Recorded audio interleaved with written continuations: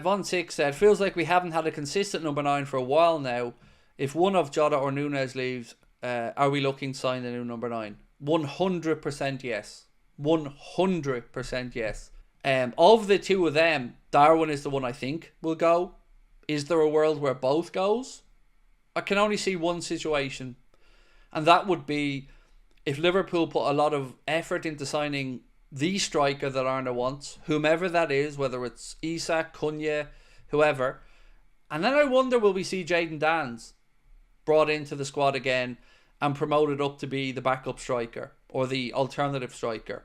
There's a lot of big decisions to be made by Arne over the summer, but at some point we do have to look at these fringe young players and think, are we going to back them to deliver and start to put them into the first team squad more?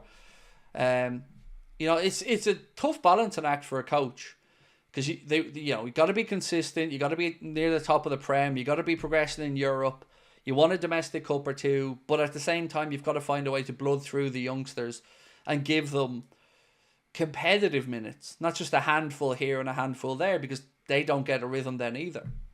Would you be happy if it was a striker like Cunha and Danns, or Isak and Danns, or I don't know, another forward and Danns? I wonder if Danns is going to be brought back, or it's going to be one more season on loan from him. Because if it's one more season on loan from him, then you probably have to keep Diogo Jota for another season. And look, I don't particularly want Diogo Jota to leave at all, but I do want the robust number 9 if Diogo Jota is going to be the other number 2, because we know Jota picks up some injuries. What's your priority of order for selling Nunes, Chiesa, Diaz and Jota? Exactly as you've written it. Darshan. That would be the order I'd put it in. Exactly as you've written it.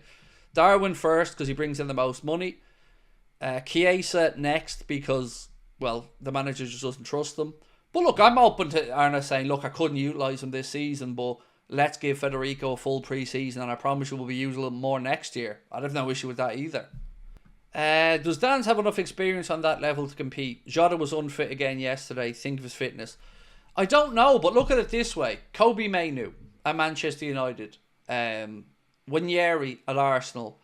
I know different positions. I'm just talking about younger players who have been put in and given it. Miles Lewis Skelly, another one. So at some point, you've got to just trust that they're football and education and they're ready, Otherwise, you're just going to keep producing youngsters to farm out on loan. It doesn't really work and benefit anyone. Rico Lewis, yeah, exactly. There's plenty of examples of Premier League clubs finding ways to ease in youngsters over the course of a season or two. My own gut feeling, for what it's worth, and don't take this as Craig said this, if I was to put 50 quid right now on a signing through the middle, I'd be putting my money on Cunha. For two reasons. One, it's a lot easier of a deal to get done. And two, it will cost a lot less money than Isak would. So I think that would be more likely for me, just as a guess. And it is a guess, because I've no inside information to suggest that he's the target, but I just think he could be one that would suit our system. QA95 said he's not good enough. See, what we need to understand is, what does Arne Slot want from his number 9? I think that's the question that we need to ask ourselves here. Does he want a number 9 that's just going to come in and score goals, like a Haaland or an Isak? Or does he want a number 9 that can play the role a little bit differently, dropping deeper at times, to create pockets of space for the wide players to come inside, or to create a third man run from a Jones or a Dominic Soboslai? So, it's easy just talking about, Harry Kane's or Isak's or Haaland, who are just goal scoring machines. And look, there's a bit more to Isak's game, in fairness, than just goal scoring, but robustness is another important thing. And if Newcastle get Champions League football, you're not getting Isak out of there. They won't need the money, and he'll be satisfied that he'll be playing in the Champions League. So I just don't see Isak as being a feasible signing for Liverpool. Not with the money Newcastle are going to ask. And why do you keep saying it won't be Gyökeres? Because I know it won't be Gyökeres. That's all I can say to you. I've been told categorically by journalists and others, it's not going to be Gyökeres. It isn't. And it's the right decision for it not to be him.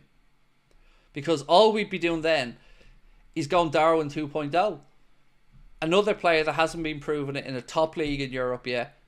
A player that, yes, has played in the Championship before, gone over to Lisbon, scored a load of goals, but it's Portugal. It's not Germany. It's not Serie A. It's not La Liga. He's just... And he's 27 in the next window, I think, as well. It's just not going to be Gyökeres. No major signings in 2 transfer windows suggest that Liverpool are turning to the policy of big ticket signings, like those of Virgil van Dijk and Alisson Becker, when they paid big fees for the players whom they considered transformational.